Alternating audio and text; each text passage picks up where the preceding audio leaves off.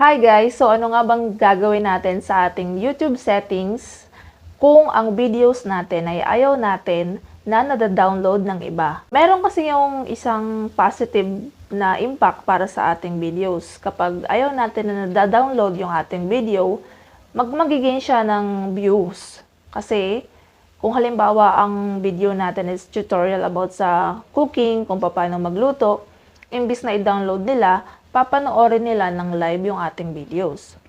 So, paano nga ba i-hide yung download setting sa ating mga videos? So, yun ang ituturo ko sa inyo ngayon and let's go. So, paano nga ba i-hide yung download button sa ating mga YouTube videos? So, una nyo gagawin, pupunta kayo sa YT Studio.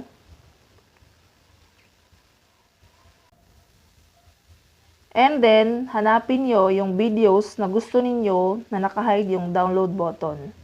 So, piliin ko itong isang ito. I-click nyo lang yan. And then, i-click nyo itong pencil sa taas. And then, pumunta kayo dito sa nasa pinakababa. Yung tags, category, comments, and more. I-click nyo yan. And then, hanapin nyo itong allow embedding. Kung mapapansin nyo, may check siya. So, ang gawin nyo, alisin nyo yung check. And then, back na kayo. And then, i-save nyo na siya.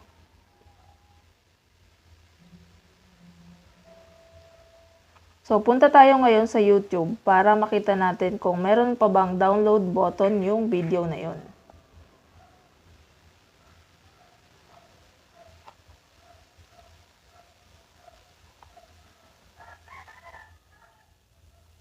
Hanapin lang natin yung video. So, eto siya.